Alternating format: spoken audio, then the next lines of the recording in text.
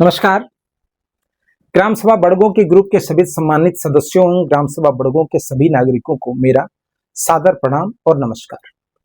जैसा कि आप सभी जानते हैं, कल मैंने हमारे ग्रुप में कुछ दस्तावेज साझा किए थे। उन दस्तावेजों के माध्यम से मैंने आप सभी को यह बताने का प्रयास किया था कि वास्तव में हमारे गांव की स्थिति क्या है। लेकिन हमारे बहुत से मित्रों के मन में यह संशय होगा कि आखिर यह मामला क्या है, यह दस्तावेज किस लिए साझा किए गए और इन पर हस्ताक्षर क्यों किए गए हैं। हमारे कई साथी अपने कामकाज में व्यस्त रहते हैं, इसलिए उन्हें इस विषय की पूरी जानकारी नहीं मिल पाती। क्योंकि यह हमारे गांव का मामला है, इसलिए हमारे ग्रुप के प्रत्येक सदस्य और गांव के हर नागरिक को यह जानना कि यह पूरा मामला क्या है बहुत ही आवश्यक है।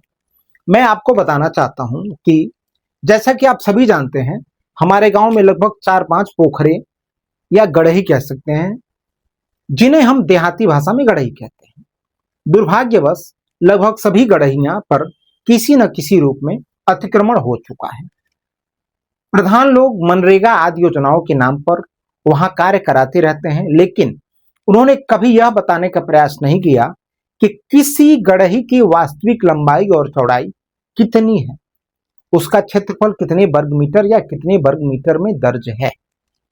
इससे भी अधिक दुर्भाग्य की बात यह है कि हमने भी कभी यह जानने का या पूछने का प्रयास नहीं किया, जबकि गांव के प्रत्येक नागरिक का यह कर्तव्य है कि वह अपने गांव की परिस्थितियों और सार्वजनिक संपत्तियों की वास्तविक स्थिति जानने का प्रयास करे। लेकिन सामान्यतः लोग ऐसा नहीं करते। इसी उद्देश्य से मैंने 16 फरवरी 2026 को जन सुनवाई पोर्टल पर एक शिकायत दर्ज कराई थी। मेरी शिकायत का विषय था ग्राम के सार्वजनिक तालाब पर अवैध अतिक्रमण हटाने संबंधी शिकायत। इसके बाद इस शिकायत की जांच हमारे क्षेत्र के लेखपाल श्री दीपक कुमार के पास पहुंची। लेखपाल साहब ने एक बार मुझे फोन करके बताया कि मेरी शिकायत उनके पास प्राप्त हो गई है।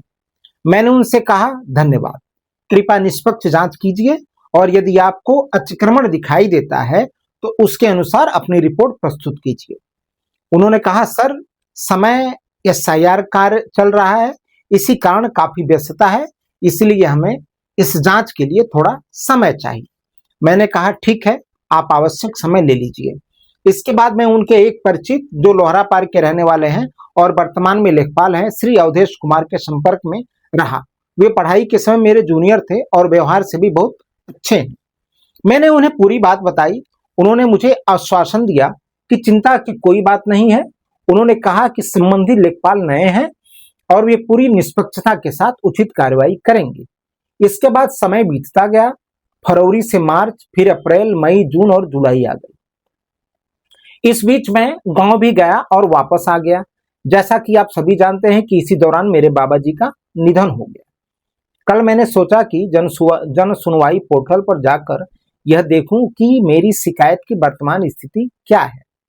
इससे पहले जब मुझे लगा कि इस मामले में कोई विशेष प्रगति नहीं हो रही है, तब मैंने इस विषय से संबंधित पत्र सर्वोच्च न्यायालय, इलाहाबाद उच्च न्यायालय, प्रधानमंत्री कार्यालय, मुख्यमंत्री कार्यालय तथा जिलाधिकारी गोरखपुर को भी भेजा। उसके बाद जब मैंने जनसुनवाई पोर्टल पर अपनी शिकायत की रिपोर्ट देखी तो वह रिपोर्ट मेरे सामने थी। उस रिपोर्ट में दिनांक 10 मार्च 2026 अंकित थी, अर्थात मैंने 16 फरवरी 2026 को शिकायत दर्ज कराई थी और लगभग एक महीने के भीतर 10 मार्च 2026 को उस पर रिपोर्ट लगा दी गई। अब मैं चाहता हूं कि आप सभी उस रिपोर्ट को ध्यानपूर्वक पढ़ें। रिपोर्ट में क्या लिखा था। आज दिनांक 10/3/2026 को आवेदक अनिल कुमार मिश्रा, ग्राम बड़गों, तहसील गोला, जनपद गोरखपुर द्वारा सार्वजनिक तालाब के संबंध में दिए गए प्रार्थना पत्र के क्रम में स्थलीय निरीक्षण किया गया। निरीक्षण के दौरान ग्रामवासियों की उपस्थिति में मौके पर जांच की गई। प्रार्थना पत्र में किसी विशिष्ट गात्रा या खसरा संख्या का उल्लेख नहीं किया गया था, जिसके कारण किसी निश्चित भूमि का सीमांकन मौके पर संभव नहीं हो पाया। मौके पर किसी सार्वजनिक तालाब पर अवैध कब्जा नहीं पाया गया। उपस्थित ग्रामवासियों के हस्ताक्षर प्राप्त किए गए। आवेदक बाहर निवास करते हैं, इसलिए मौके पर उपस्थित नहीं थे। अब मैं आप सबसे कुछ प्रश्न पूछना चाहता हूं। सबसे पहला प्रश्न यह है कि जब लेखपाल महोदय जांच के लिए गांव आए तो क्या उन्होंने मुझे किसी भी प्रकार की सूचना दी? क्या उन्होंने मुझे फोन करके यह बताया कि वे अमुक दिन जांच करने आ रहे हैं? क्या उन्होंने यह कहा कि यदि आप स्वयं उपस्थित नहीं हो सकते तो अपने किसी प्रतिनिधि को भेज दीजिए ताकि वह मौके पर मौजूद रहकर सही स्थान की पहचान करा सके? इसका उत्तर है नहीं, उन्होंने ऐसा कुछ नहीं किया। और यहीं पे उनके विद्वत्ता, उनकी समझदारी और उनके जो स्थिति है साफ साफ जाहिर होती है कि शायद इस पद पे उनको और भी ट्रेनिंग लेने की आवश्यकता है। मुझे किसी प्रकार की कोई सूचना नहीं दी गई। दूसरा प्रश्न यह है कि इस रिपोर्ट में लिखा गया कि शिकायत में गाटा या खसरा संख्या का उल्लेख नहीं किया गया था। मैं आप सबसे पूछना चाहता हूं कि जब किसी लेखपाल के पास सार्वजनिक तालाब का गाटा और खसरा संख्या उसके राजस्व अभिलेखों में उपलब्ध नहीं होती, क्या उस भूमि का रिकॉर्ड उसके कार्यालय में नहीं होता? यदि होता है तो फिर यह कहना कि गाटा या खसरा संख्या का उल्लेख नहीं था, क्या जांच न करने का उचित आधार माना जा सकता है? तीसरा और सबसे महत्वपूर्ण प्रश्न यह है कि रिपोर्ट में लिखा गया कि मौके पर किसी सार्वजनिक तालाब पर अवैध कब्जा नहीं पाया गया। मैं ग्राम सभा बड़गों के प्रत्येक नागरिक से पूछना चाहता हूं कि क्या आप इस बात से सहमत हैं? मैं विशेष रूप से उस गड़ही की बात कर रहा हूं जिसके एक ओर सदुल्ला चाचा का घर है, दूसरी ओर हमारा घर है और तीसरी ओर रामधनी चाचा का घर है। क्या उस सार्वजनिक तालाब पर किसी प्रकार का अतिक्रमण नहीं हुआ है? मैं इस प्रश्न का उत्तर केवल अपने ग्रुप के साथियों से ही नहीं बल्कि पूरे गांव के नागरिकों से जानना चाहता हूं। जब मैंने यह रिपोर्ट पढ़ा तो मेरे मन में अनेक प्रश्न उठे। मुझे सबसे अधिक आश्चर्य इस बात पर हुआ कि लेखपाल महोदय ने रिपोर्ट लगाने से पहले एक बार भी मुझसे संपर्क करना आवश्यक नहीं समझा। यदि शिकायतकर्ता से ही बातचीत न की जाए तो क्या जांच पूरी तरह निष्पक्ष और पारदर्शी मानी जा सकती है? एक और बात समझ से परे है। यदि हमारे गांव के लेखपाल को यह भी ज्ञात न हो कि गांव के सार्वजनिक तालाब के गाटा और खसरा नंबर क्या है तो यह अत्यंत गंभीर विषय है। सार्वजनिक तालाब सरकारी भूमि होती है और उनके अभिलेख राजस्व विभाग के पास उपलब्ध रहते हैं। ऐसे में यदि संबंधित अधिकारी उस भूमि की पहचान ही न कर सके तो स्वाभाविक रूप से लोगों के मन में अनेक प्रश्न उत्पन्न होंगे। अब मैं उस रिपोर्ट पर किए गए हस्ताक्षर की बात करना चाहता हूं। उस रिपोर्ट पर जिन लोगों के हस्ताक्षर हैं उनके नाम हैं इकबाल अहमद, राजेश कुमार, अब्दुल सत्तार, भोला प्रसाद, अनुज पासवान, भोला विश्वकर्मा तथा दीपक सिंह। जब मैंने यह रिपोर्ट देखी और उस पर किए गए हस्ताक्षरों पर ध्यान दिया तो मेरे मन में कई प्रश्न उत्पन्न हुए। सबसे पहले मैं आप सबसे यह पूछना चाहता हूं कि क्या आप इस रिपोर्ट से सहमत हैं? क्या वास्तव में हमारे गांव के सार्वजनिक तालाबों पर कहीं भी कोई अतिक्रमण नहीं हुआ है? यदि आपका उत्तर हाँ है तो निश्चित रूप से यह रिपोर्ट सही है, लेकिन यदि आपका उत्तर नहीं है तो स्वाभाविक रूप से इस रिपोर्ट की सत्यता पर प्रश्न उठेंगे। मुझे सबसे अधिक आश्चर्य दो लोगों के हस्ताक्षर देखकर हुआ। पहले हैं इकबाल अहमद जी, जो हमारे गांव के 2 बार ग्राम प्रधान रह चुके हैं। मैं उनका पूरा सम्मान करता हूं, लेकिन एक सामान्य नागरिक के रूप में मेरा यह प्रश्न अवश्य है कि यदि कोई व्यक्ति 2 बार ग्राम प्रधान रह चुका हो तो क्या उसे गांव की सार्वजनिक संपत्तियों की वास्तविक स्थिति की जानकारी नहीं होनी चाहिए? यदि किसी रिपोर्ट में यह लिखा जाए कि गांव के किसी भी सार्वजनिक तालाब पर कोई अतिक्रमण नहीं है तो क्या उस पर हस्ताक्षर करने से पहले उसकी सत्यता की जांच नहीं करनी चाहिए? दूसरा नाम दीपक सिंह का है। मुझे उनसे भी काफी अपेक्षाएं थी। मुझे लगा था कि नई पीढ़ी की प्रतिनिधित्व करने वाले लोग गांव के हित के विषयों पर निष्पक्ष और तथ्यपरक सोच रखेंगे। इसलिए उनके हस्ताक्षर देखकर भी मुझे आश्चर्य हुआ। मैं किसी व्यक्ति की नियत पर प्रश्न नहीं उठा रहा हूं, लेकिन इतना अवश्य कहना चाहता हूं कि किसी भी सार्वजनिक दस्तावेज पर हस्ताक्षर करने से पहले उसकी पूरी सामग्री पढ़ना और उसकी सत्यता को समझना प्रत्येक नागरिक का दायित्व है। यदि किसी रिपोर्ट में तथ्य सही नहीं है और फिर भी उस पर हस्ताक्षर किए जाते हैं, तो भविष्य में वही रिपोर्ट सरकारी अभिलेख का हिस्सा बन जाती है। इसका प्रभाव केवल वर्तमान पर नहीं बल्कि आने वाले समय में भी पड़ सकता है। मैं यह भी कहना चाहता हूं कि यदि किसी व्यक्ति को लगता है कि रिपोर्ट पूरी तरह सही है तो उसे अपने पक्ष में तर्क रखने का पूरा अधिकार है। उसी प्रकार मुझे भी एक नागरिक के रूप में अपने प्रश्न पूछने और अपनी बात रखने का अधिकार है। मेरा उद्देश्य किसी व्यक्ति को अपमान करना नहीं है। मेरा उद्देश्य केवल यह है कि गांव की सार्वजनिक संपत्तियों के संबंध में सत्य सामने आए और यदि कहीं कोई त्रुटि हुई है तो उसकी निष्पक्ष जांच हो। यदि वास्तव में किसी भी तालाब पर अतिक्रमण नहीं है तो यह बात आधिकारिक रूप से स्पष्ट होनी चाहिए, और यदि कहीं अतिक्रमण हुआ है तो उसे भी ईमानदारी से स्वीकार करते हुए आवश्यक कार्रवाई की जानी चाहिए। मेरा मानना है कि किसी भी गांव का विकास तभी संभव है जब सार्वजनिक संपत्तियों की रक्षा हो, सरकारी अभिलेख सही हो और प्रशासनिक कार्रवाई पूरी पारदर्शिता के साथ की जाए। यही कारण है कि मैं इस विषय को व्यक्तिगत नहीं बल्कि सार्वजनिक हित का विषय मानता हूं। मैं एक और महत्वपूर्ण बात आप सभी से कहना चाहता हूं। मैं जून महीने में भी गांव गया था। उस समय मेरे बाबा जी का निधन हुआ था। गांव के अनेक लोगों से मेरी मुलाकात हुई, लेकिन किसी ने भी मुझसे यह नहीं कहा कि इस मामले में जांच हुई थी, रिपोर्ट तैयार की गई थी और उस पर हस्ताक्षर किए गए थे। मैं खास करके दो लोगों की बात करूंगा। मुझे इकबाल चाचा भी मिले थे, मुझे दीपक सिंह भी मिले थे, लेकिन मुझे अफसोस होता है ऐसे नेताओं से कि जो बातें तो बड़ी मीठी मीठी करते हैं, बातें बड़ी अच्छी अच्छी बात करते हैं, गांव के विकास की बात करते हैं और सबसे गांव के विकास की चर्चा करते हैं, लेकिन उनका कार्यकाल उठा के देख लिया जाए तो विकास कम, बातें ज्यादा होती हैं। इसके लिए मुझे अफसोस इकबाल चाचा पे भी हुआ कि मुझसे तो बात उन्होंने बड़ी मीठी मीठी की। इवन उन्होंने बताया कि नेकपाल साहब वो गाटा संख्या मांग रहे थे, लेकिन उनको नेकपाल साहब से ये पूछने की हिम्मत नहीं हुई, नेकपाल साहब आपको शर्म आती है कि नहीं आती है? आपके पास गाटा संख्या नहीं है, आप कंप्यूटर उठाइए, अपना लैपटॉप उठाइए, अपना मोबाइल उठाइए, 1 मिनट के अंदर वो गाटा संख्या आपके सामने होगा। लेकिन यह कहने की उनकी हिम्मत नहीं हो पाई। या तो उनको इस बारे में जानकारी नहीं है, या तो वो ये चाहते ही नहीं थे कि इस गढ़ही का सुंदरीकरण हो, इसका जो अतिक्रमण है वो हटे। अगर वो चाहते तो इस बात को वो जरूर कहते, लेकिन अगर इस बात की उनको जानकारी नहीं है तो क्या ऐसे अपरिपक्व आदमी को दोबारा किसी भी पद पर हमें लाना चाहिए? क्या अगर हम ऐसे किसी व्यक्ति को, चाहे वो दीपक सिंह हो चाहे इकबाल चाचा हो, इनको अगर हम दोबारा किसी पद पे देते हैं तो क्या फिर से ये अपरिपक्वता का परिचय नहीं देंगे?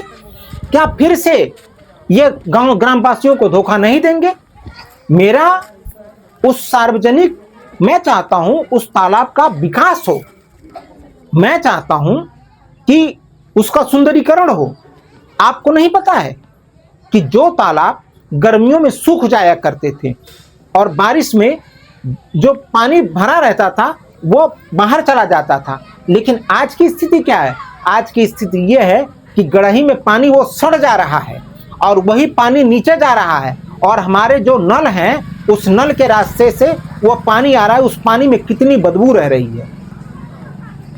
आज उस पानी के सड़न की वजह से, उस जलकुंभियों की वजह से तमाम कीड़े मकोड़े पैदा हो रहे हैं, मच्छरों की संख्या ज्यादा हो रही है, लेकिन इस विषय में किसी ने ध्यान दिया? मैं मानता हूं ये किसी प्रधान के बस की बात नहीं है, लेकिन अगर प्रधान नहीं कर सकते हैं तो क्या इसको ठीक करने की मांग वो वहां के कंसर्न जिलाधिकारी को पत्र के माध्यम से सूचित नहीं कर सकते हैं? क्या आप किसी विधायक को सूचित नहीं कर सकते हैं? किसी सांसद को सूचित नहीं कर सकते हैं? लेकिन आज तक मेरे गांव में जितने भी प्रधान हुए, चाहे जो विकास की बात करते हैं, एक पत्र अगर सार्वजनिक रूप से दे दे कि हाँ मैंने इसके लिए यहाँ पे आवाज उठाया, बातें बहुत करते हैं लेकिन करते कुछ नहीं है। मुझे इन दोनों लोगों से खास करके बड़ी, अब एक तरीके से ना इनकी सत्यता पे मुझे सवाल उठ रहा है। क्यों? क्योंकि इस ऐसे लोगों को दोबारा अगर हम फिर देते हैं अपने गांव का अगर प्रधान बनाते हैं या उनको इस महत्वपूर्ण पद पे बैठाते हैं तो वो क्या करेंगे। आज जानते हैं आप लोग, आज हमारे गांव में क्या स्थिति है। जहां अन्य गांवों में आपको इंटरलॉकिंग की सुविधा मिलेगी, सीमेंटेड रोड बन गए हैं, बढ़िया हर चीज हो गया, व्यवस्था हो गया है, हर घर लैट्रिन मिल गया है, लेकिन आज भी हमारे गांव में खड़ंजा बन रहा है। खड़ंजा, आप समझ रहे हैं। आज जो कुछ सीमेंटेड रोड बने हैं उनकी क्वालिटी आप जाके चेक कर लीजिए। लेकिन अफसोस इस बात का है कि ये सारी बातें हमारे गांव में जितने माननीय हैं, जो अपने आप को प्रधानी का उम्मीदवार बनाते हैं या अपने आप को प्रधान बनते हैं, जो अपने आप को नेता बनते हैं, जो अपने आप को सबसे बड़े जानकार बनते हैं, कोई इस बात को नहीं कहता है कि आखिर इस तरीके से कार्य क्यों हो रहा है, न कोई आवाज उठाता है। मैं मानता हूं ये लोग आवाज नहीं उठाएंगे क्योंकि इनको राजनीति करनी है, लेकिन हम क्या है, क्या हम भी राजनीति कर रहे हैं? क्या हमको ये आवाज नहीं उठानी चाहिए? अगर नहीं आवाज हम उठा पा रहे हैं तो ये किसकी गलती है? हमारी गलती है या उनकी गलती है? यह पूरी तरीके से हमारी गलती है। यदि किसी सार्वजनिक विषय पर कोई जांच हुई हो और गांव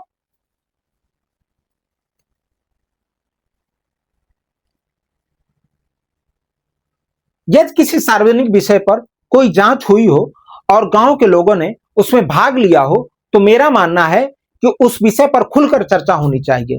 इससे पारदर्शिता बनी रहती है और गलतफहमियां भी दूर होती हैं। मैं ये भी समझता हूं कि हम में से अधिकांश लोग रोजगार के कारण गांव से बाहर रहते हैं। कोई मुंबई में है, कोई दिल्ली में है, कोई कोलकाता में है, कोई दुबई या सऊदी अरब में काम करता है, लेकिन इसका यह अर्थ नहीं कि हमारा अपने गांव से संबंध समाप्त हो गया है। हम जहां भी रहें, हमारी जन्मभूमि हमेशा हमारे हृदय के समीप निकट होनी चाहिए और निकट रहती ही है। रामायण में एक प्रसिद्ध पंक्ति है, यह श्लोक कह सकते हैं कि जननी जन्मभूमिष्ठ स्वर्गादप गरीयस, अर्थात माता और जन्मभूमि स्वर्ग से भी श्रेष्ठ होती है। यदि हम वास्तव में अपने गांव से प्रेम करते हैं तो हमें उसके विकास, उसकी सार्वजनिक संपत्तियों की सुरक्षा और आने वाली पीढ़ियों के भविष्य के बारे में भी सोचना होगा। मेरा उद्देश्य किसी व्यक्ति या किसी समूह का विरोध करना नहीं है। मेरा उद्देश्य केवल इतना है कि गांव के विकास से जुड़े हर विषय पर पारदर्शिता हो, कहीं जानकारी सामने आए और सरकारी अभिलेख वास्तविक स्थिति को दर्शाएं। यदि किसी भी सार्वजनिक संपत्ति पर अतिक्रमण हुआ है तो उसके निष्पक्ष जांच होनी चाहिए और यदि कहीं कोई अतिक्रमण नहीं है तो यह भी स्पष्ट रूप से सामने आना चाहिए। मेरा विश्वास है कि गांव के विकास केवल सड़कों, नालियों और भवनों से नहीं होता, बल्कि ईमानदारी, पारदर्शिता और जागरूक नागरिकों से होता है। आज भी हमारे प्रधान आते हैं, हमारे घर पे आते हैं तो वो आज भी नालियों की बात करते हैं, रास्तों की बात करते हैं। शर्म आती है मुझे कि 20 साल बाद भी, सरकार के इतना पेमेंट देने के बाद भी, इतनी सुविधा देने के बाद भी हम नालियों तक सीमित हैं। तो क्या हम नालियों के कीड़े बन गए हैं कि हम वहां से निकल ही नहीं पा रहे हैं? यह जिम्मेदारी किसकी है? हमारे यहां सरकार की तरफ से एक सफाई कर्मी दिया गया है। कभी वो सफाई कर्मी आपसे पूछने आया? आपके नापदान को साफ करने की बात उसने कभी किया? आप जाके देख लीजिए, जितने भी नाले हैं उसी तरीके से बंद पड़े हुए हैं, उसमें से बदबू आ रही है। लेकिन ये बदबू क्यों आ रही है? ये बदबू हमारी वजह से आ रही है, हमारे आवाज न उठाने की वजह से आ रही है। हम सब यही सोचते हैं, हमें क्या वो बोलेंगे। मत चुप रहिए, आवाज उठाइए और ऐसे लोगों को ऊपर भरोसा कीजिए जो वास्तव में उस लायक हों। ऐसे लोगों पर एकदम विश्वास मत कीजिए जो इस तरीके का रिपोर्ट बनवा के दे देते हैं। यदि हम स्वयं जागरूक नहीं होंगे, प्रश्न नहीं पूछेंगे और अपनी सार्वजनिक संपत्तियों की रक्षा नहीं करेंगे तो भविष्य में हमारी आने वाली पीढ़ियां भी उसी स्थिति का सामना करेंगी। इसीलिए मैं आप सभी से निवेदन करता हूं कि किसी भी विषय पर अपनी राय तथ्यों का आधार पर बनाइए। किसी व्यक्ति का समर्थन या विरोध केवल उनके कार्य और सार्वजनिक हित में किए गए योगदान के आधार पर कीजिए। यदि हमें अपने गांव का भविष्य बेहतर बनाना है तो हमें ऐसे लोगों को आगे लाना होगा जो ईमानदारी, पारदर्शिता और विकास की भावना के साथ कार्य करें। केवल बड़े बड़े वादों से गांव का विकास नहीं होता है। विकास के लिए सही सोच, सही नियत और निरंतर कार्य करने की आवश्यकता होती है। मैं स्वयं किसी पद का इच्छुक नहीं हूं और न ही किसी राजनीतिक महत्वाकांक्षा से यह बात कर रहा हूं। मैं केवल अपने गांव का एक जिम्मेदार नागरिक होने के नाते यह विषय आप सभी के सामने रख रहा हूं। यदि आपको लगता है कि मेरी बातें विचार करने योग्य हैं तो इस जानकारी को अधिक से अधिक ग्रामवासियों तक तो पहुंचाइए ताकि हर व्यक्ति वास्तविक तथ्यों से परिचित हो सके। आइए हम सब मिलकर अपने गांव को एक बेहतर, जागरूक और विकसित ग्राम सभा बनाने का संकल्प लें। धन्यवाद, नमस्कार, जय हिंद।